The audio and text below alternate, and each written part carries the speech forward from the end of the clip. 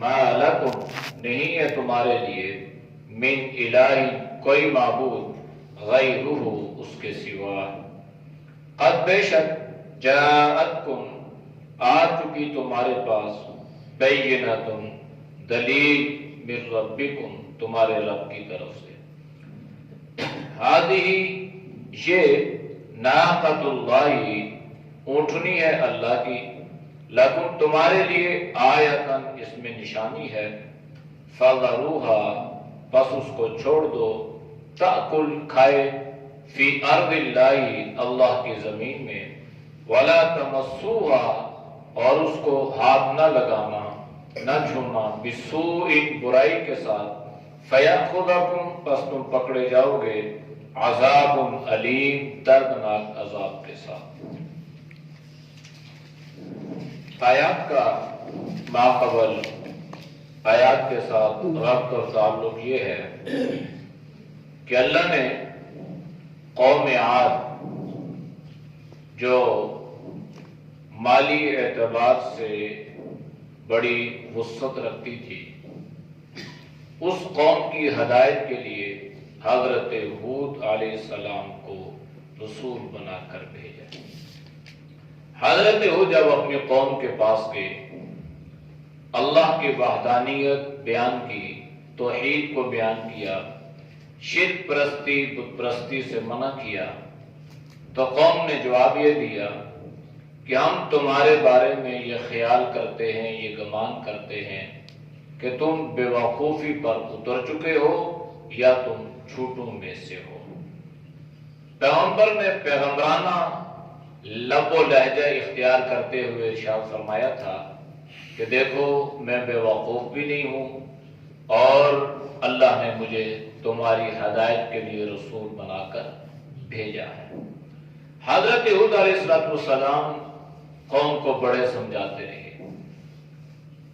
اس لیے کہ ان کے سامنے قوم نوح کا ذکر اور تبصرہ موجود تھا اور یہ لوگ بخوبی اس بات سے آگاہ تھے کہ حضرت نوح علیہ السلام کی قوم پر اللہ کا عذاب آیا یہاں تک کہ ساری کی ساری قوم کو غرق کر دیا گیا،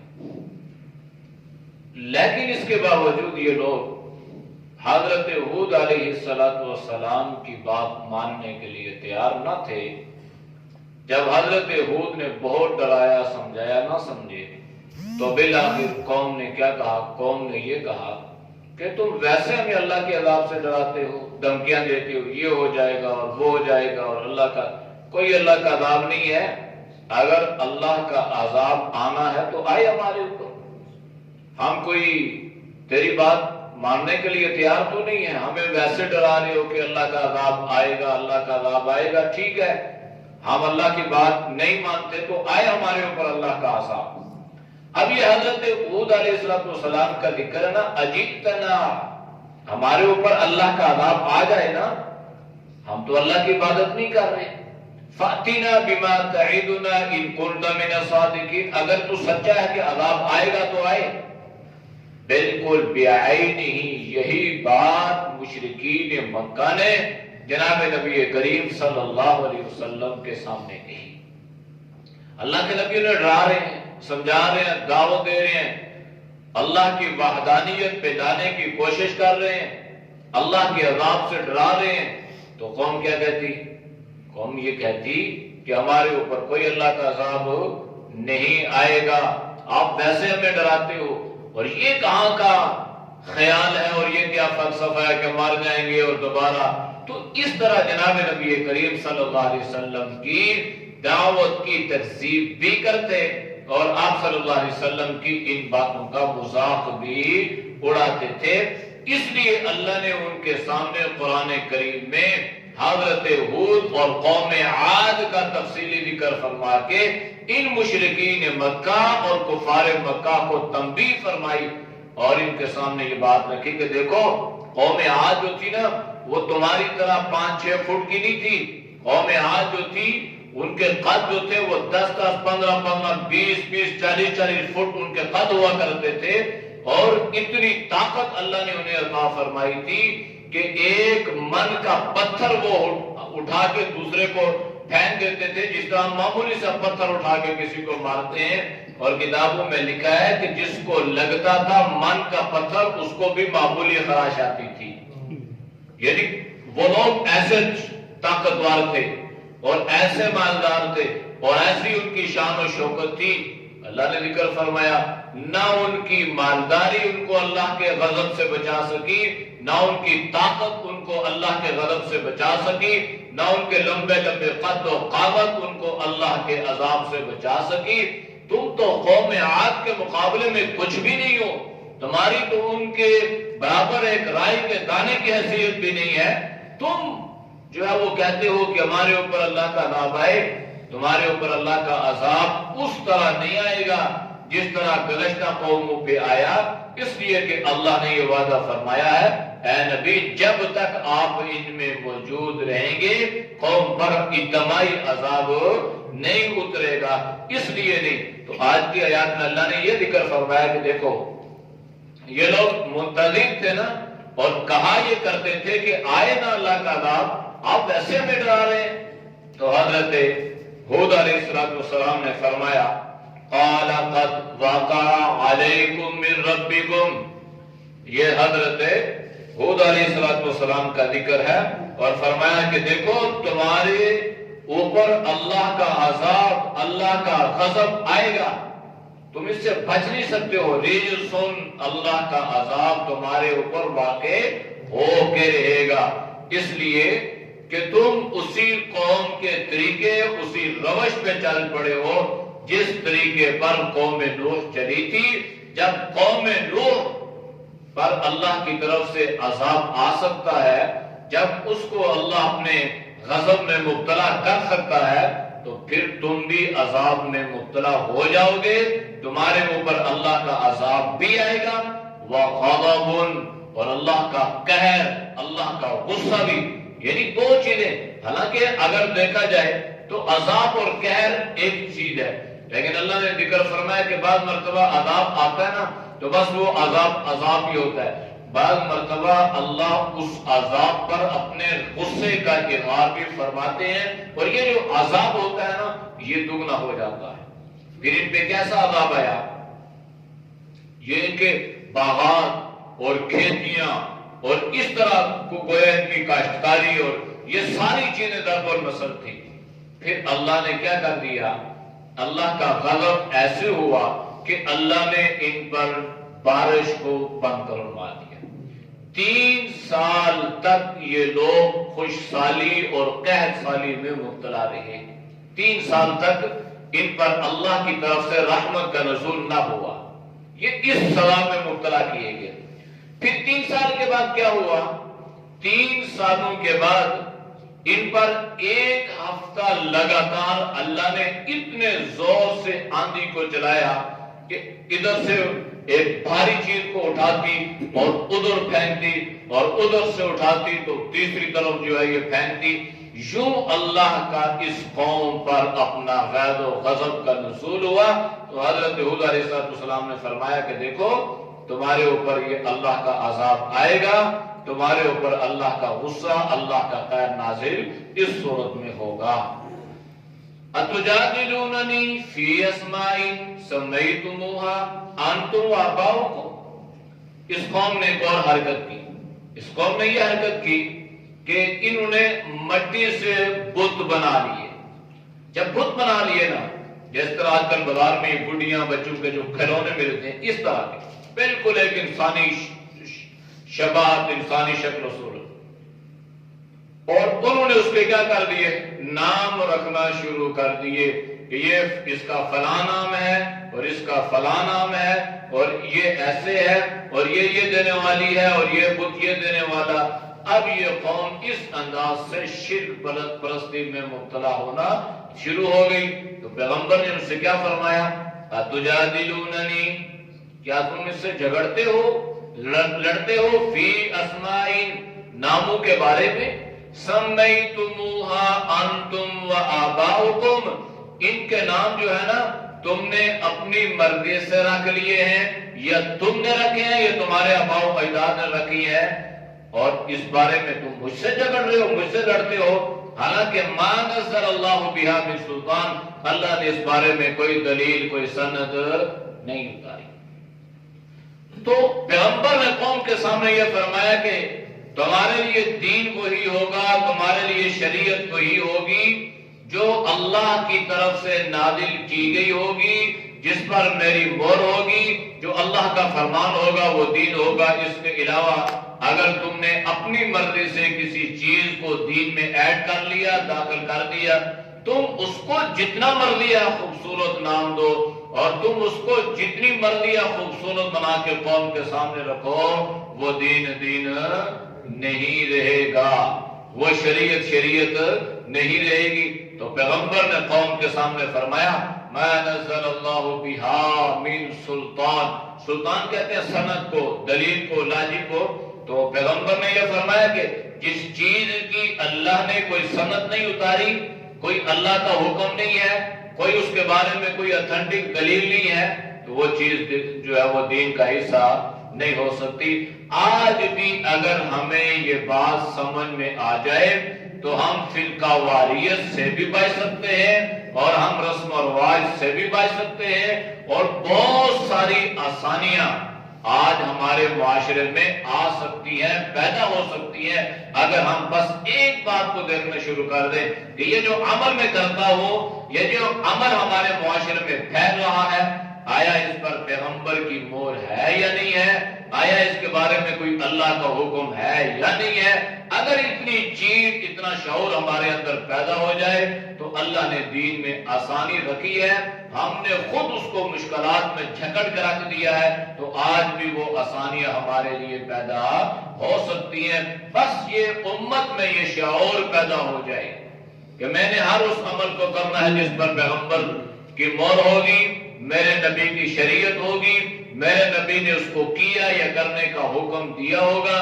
اگر میرے پیغمبر نے، میرے دین نے اس عمل کو نہیں کیا، اور آج اگر امت اس کو دین کا حصہ سمجھ کے کرے گی تو گویا امت یہ پیغام دینا چاہتی ہے کہ وہ دین کا حصہ جو ابو بکر کو سمجھ میں نہیں آیا، نعوذ باللہ، جو خلفاء کو سمجھ میں نہیں آیا، جو صحابہ کو سمجھ میں نہیں آیا، جو تابعین، تبع تابعین کے سمجھ میں نہیں آیا، آج وہ حصہ ہماری سمجھ میں آ گیا اور ہم اس کو دین سمجھ کے کرتے ہیں۔ تو یہ کتنا بڑا الزام اور یہ کتنی بڑی جہالت کہ جو جناب نبی کریم صلی اللہ علیہ وسلم کے براہ راست شاگرد ہیں۔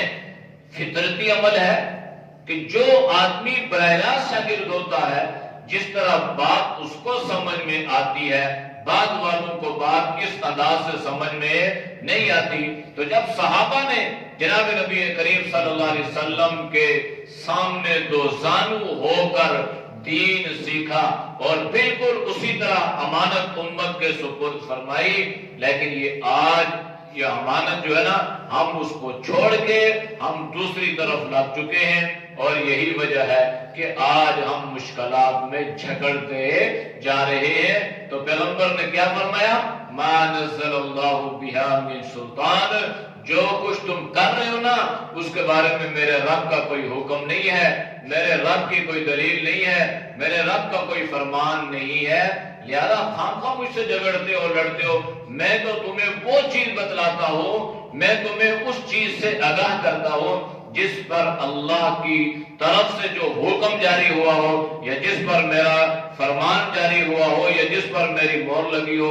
اتنی سی سادہ سی بات ہے، میں امت کے سامنے، قوم کے سامنے یہ بات رکھ رہا ہوں، اور تم خواہ میرے بارے میں جو ہے وہ بدگمان ہو چکے ہو اور مجھ سے ان چیزوں کے ناموں کے بارے میں لڑتے اور جھگڑتے ہو۔ وہ چیز آج اس معاشرے میں بھی پیدا ہو چکی ہے، اور بالکل اسی انداز سے کہ جس انداز سے اس قوم نے پیغمبر کو جواب دیا، آج بھی ہمارا جواب یہی ہے کہ میں اس عمل کو چھوڑ دوں، میرے باپ نے کیا، میرے دادا نے کیا، وہ کرتے آئے تو لہذا ہم نے بھی کرنا ہے۔ بھائی اگر باپ دادا نے کیا تو کس انداز سے کیا؟ رسم و رواج سمجھ کے کیا، دین سمجھ کے کیا، جہالت کی وجہ سے کیا، لا علمی کی وجہ سے کیا؟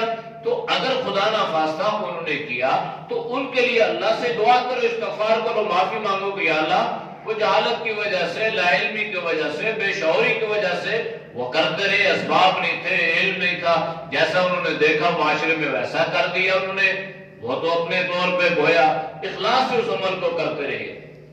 لہذا اس بارے میں سوچنے کی ضرورت ہوتی ہے، اور ہر آدمی اپنے اندر یہ شعور اور یہ احساس پیدا کرے کہ میں نے اللہ کے سامنے جواب دینا ہے، میں نے نہ برادری کو جواب دینا ہے، نہ میں نے دوست احباب کو جواب دینا ہے، نہ میں نے گھر والوں کو جواب دینا ہے، نہ میں نے اپنے کنبے قبیلے کو جواب دینا ہے، میں نے جواب اللہ کو دینا ہے۔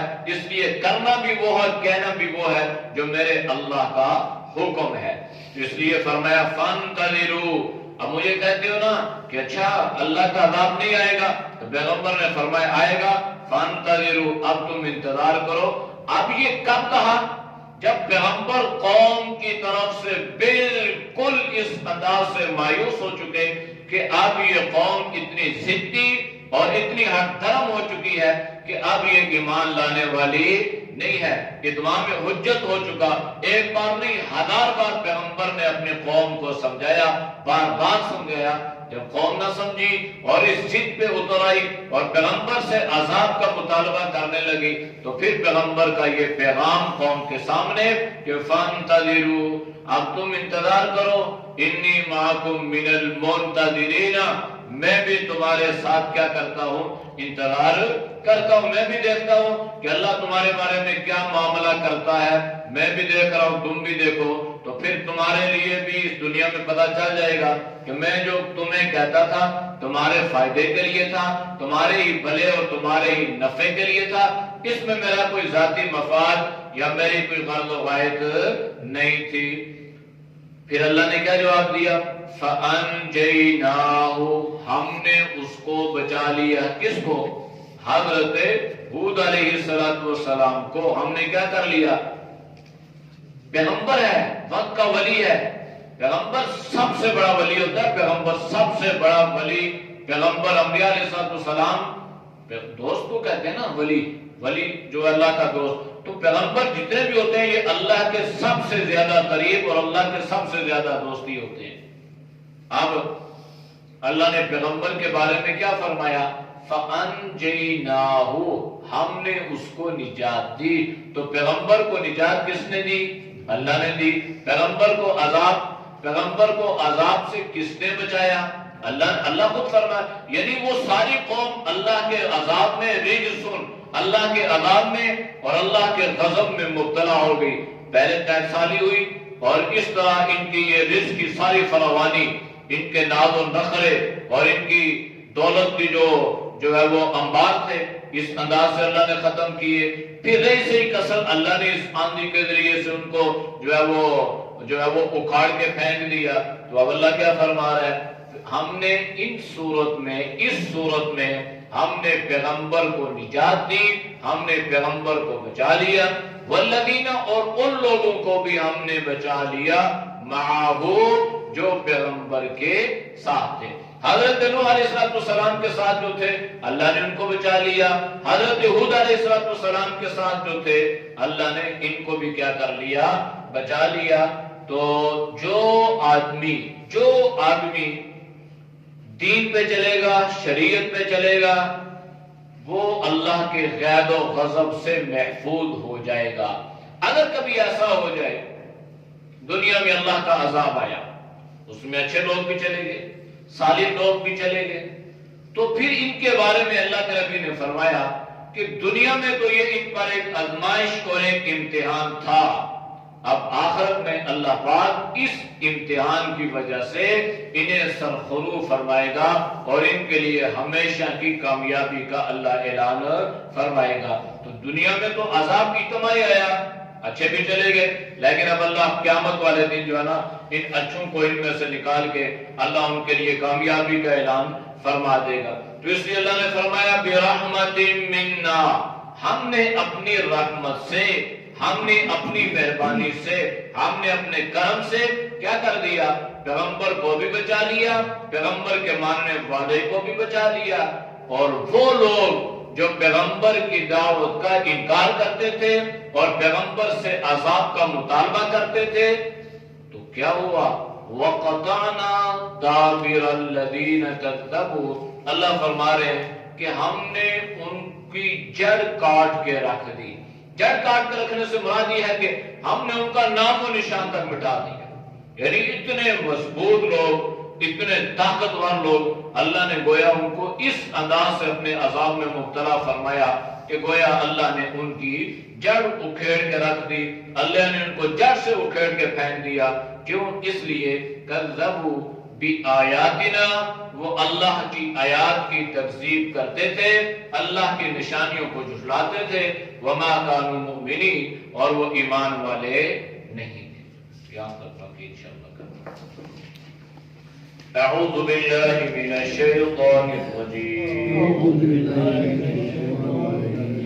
بسم اللہ الرحمن الرحیم، قال قد وقع علیکم من ربکم رجس وغضب اتجادلوننی فی اسماء سمیتموها انتم وآباؤکم ما نزل اللہ بها من سلطان فانتظروا انی معکم من المنتظرین فانجیناہ والذین معه برحمة منا وقطعنا دابر الذين كذبوا بآياتنا وما كانوا مؤمنين۔